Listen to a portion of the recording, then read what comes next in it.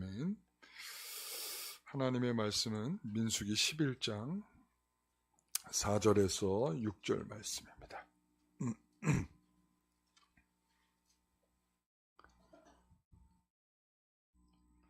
같이 읽겠습니다. 그들 중에 섞여 사는 다른 인종들이 탐욕을 품음에 이스라엘 자손도 다시 울며 이르되 누가 우리에게 고기를 주어 먹게 하랴. 우리가 애굽에 있을 때에는 값없이 생선과 오이와 참외와 부추와 파와 마늘들을 먹은 것이 생각나거늘 이제는 우리의 기력이 다하여 이 만나 외에는 보이는 것이 아무것도 없도다 하니. 아멘하기가 싫어지는 것 같아요.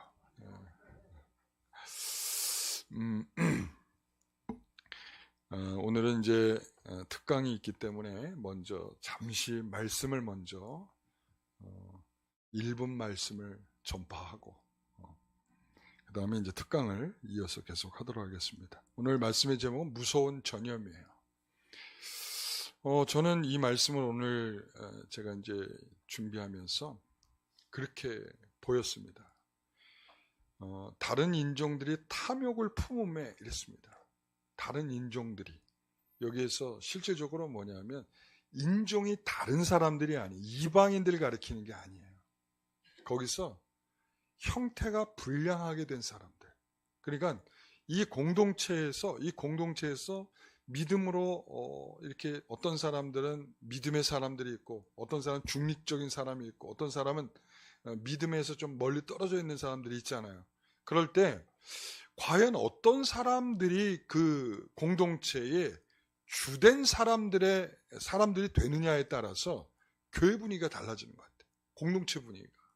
그러니까 예를 들어서 우리는 뭐 교회 와서 신앙생활보다 그냥 모여서 웃고 놀고 뭐 이런 것들이 좋죠.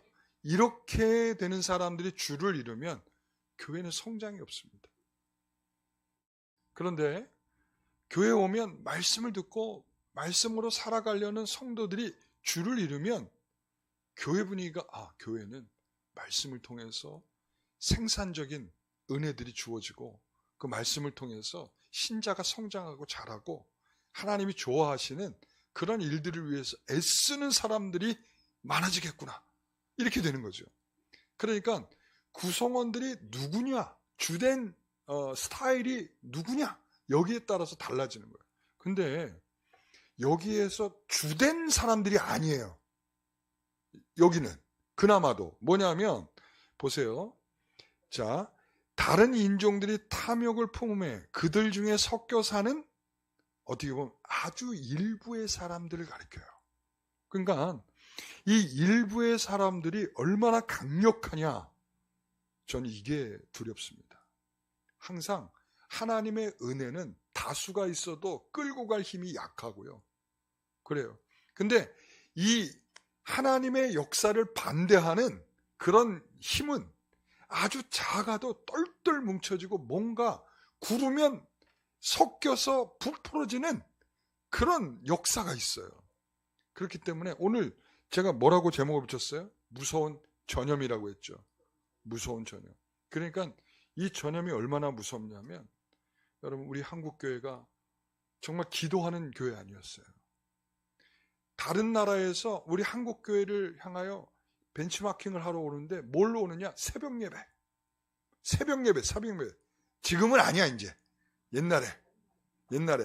옛날에는 한국교회 어떻게 성장했느냐, 어떻게 발전했느냐, 보니까 저기는 남다른 기도가 있더라.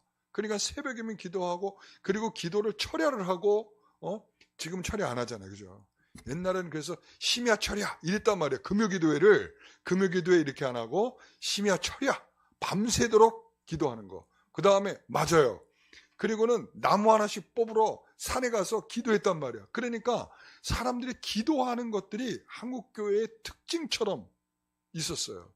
그런데 지금은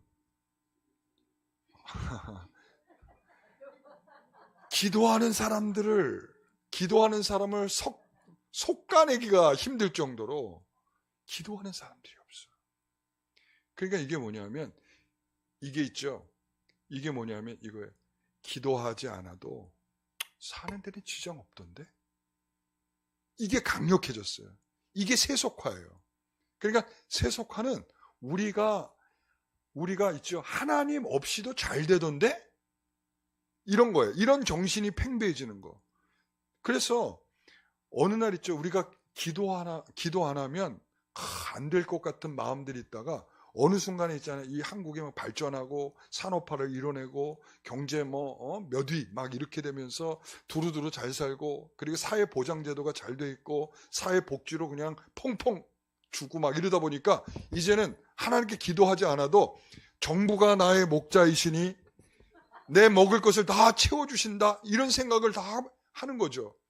그러니까 이게 얼마나 하나님 없이도 살 수 있는 이 사회가 하나님을 찾지 않는 것으로 전환이 돼버렸어. 그러니까 이게 우리는요 그런 전염력이 강해요. 이런 거는요 우리 젊은 세대가 금방 배워. 그래서 맨 처음에 기도 안 해도 잘 살든지 이제는 어차피 뭐 예배 한 번 드려도 되고 한 달에 한 번 가도 되고 1년에 한 번 가도 되고 어차피 예배를 간다고 해서 특별히 달라지는 것도 없기 때문에 이런 생각들을 하게 되는 거예요. 그러니까 참 안타까운 현실이죠. 사랑하는 성도 여러분, 1분이 되게 길었어요. 그죠? 1분만 한다고 그래놓고서는. 자, 그래서 이들이 가지고 있는 이 탐욕을 품었는데 그 품은 것이 사람들에게 말하게 되죠. 그렇죠? 말하게 되었더니 사람들이 금방 전염이 돼버렸어. 우리에게 고기를 주워 먹게 하랴. 누가 우리에게 고기를 주워 먹게 하랴. 그러니까 우리가 이제 한층 더 나가서 애굽을 회상하기 시작을 해. 애굽에서 우리가 먹던 것이 얼마나 대단했는데 그것 좀 먹었으면 좋겠다. 그리고는 그 다음은 어디까지 가냐면 이제 6절이죠. 만나 외에는 보이는 것이 아무것도 없도다. 다시 말하면 만나 외에 보이는 것이 없었다는 의미는 뭐겠어요? 별 볼 일 없이 보인다. 이 얘기를 하고 있는 거야. 만나가. 아까 제가 말씀드렸죠? 만나는 뭐예요? 생명이에요. 제가 아까는 다 말씀드리지 않았지만 우리가 그 생명의 떡에는 요한복음 6장의 메시지가 들어있는 거야. 요한복음 6장. 나는 생명의 떡이다. 그러니까 너희 조상들은 이것을 먹고도 죽었다. 그러나 나는 생명의 떡이 나를 먹는 자는 영원히 죽지 않는다. 이거를 나타내시기 위해서 그 광야에서 만나를 주신 거였거든요. 그냥 먹고 이건 맛없는데 질리는데 물리는데 이렇게 할 소재가 아니라는 거야. 제가 지금 4월 12일이면 제가 1년이 되는 해예요. 뭐가 1년이 되냐? 병원에 간 지 1년이 된 시간이야. 제가 병원에서 퇴원한 이후에 아침마다 풀떼기를 먹고 있어요. 풀, 야채.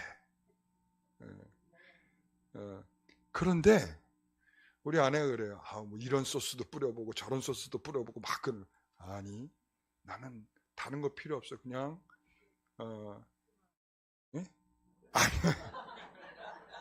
풀만 아니면 되는 게 아니라 물론 마음속에 그게 있어요. 물론 마음속에 풀만 아니면 되겠다 이 생각이 있어요. 근데 올리브유를 뿌려요. 난 이게 제일 낫다. 다른 거 달달한 거 물린다. 나는 그냥 올리브 오일이 가장 좋다. 근데요 사실은 저는 안 물려요. 지금 1년 동안 먹었는데도 안 질려. 참 타고난 식성인가 봐. 여러분 근데 저는 그러면서도 한편은 무슨 생각하냐면 이렇게 절제하고 그리고 이렇게 사는 것이 또 하나님께서 내게 요구하시는 바라 이렇게 생각을 하고 있기 때문에 저는 그냥 아침에 뭘 먹어도 참 기쁘고 감사해요. 그래. 예, 좋아졌어요? 고마워요. 네, 그렇습니다. 그러니까 이게 하나님께서 나를 살게 하는 양식이요 라고 믿으면 그것이 무엇이 됐던 그것으로 사는 즐거움과 기쁨과 행복감이 있을 수 있다는 거죠. 먹어서 질려. 이렇게 먹어도 질리고 저렇게 먹어도 질리고 예. 그렇기 때문에 이 무서운 전염이 뻗쳐가는 단계들이 얼마나 지금 무서운 일인지를 보시라는 거예요. 몇몇 사람들이 전염시킨 일이, 야, 이거 누가 우리에게 고기를 먹일 거냐? 그 다음에 뭐예요? 야, 이 하찮은 뭐밖에 없다. 만나밖에 없다. 여기까지 가는 거야. 여러분, 이게 이제 단계에서 멈추지 않아요. 전염이라는 게요, 더 확산되고 더 커지게 돼 있어. 이게 무서운 일이에요. 우리가 영적으로도 가라앉는 거 그래요. 기도하지 않는 걸로 끝나는 게 아니에요. 여러분, 그걸 아셔야 돼요. 기도하지 않는 영적인 상태로 끝나는 게 아니라 이제 앞으로 더 우리가 신앙적인 재앙이 더 크게 올 수가 있어요. 여러분, 정신 차려야 돼.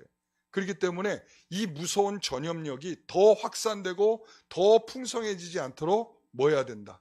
우리는 정신 똑바로 차리고 우리가 여러 면으로 신앙생활을 해야 한다. 아시겠죠? 네, 감사합니다.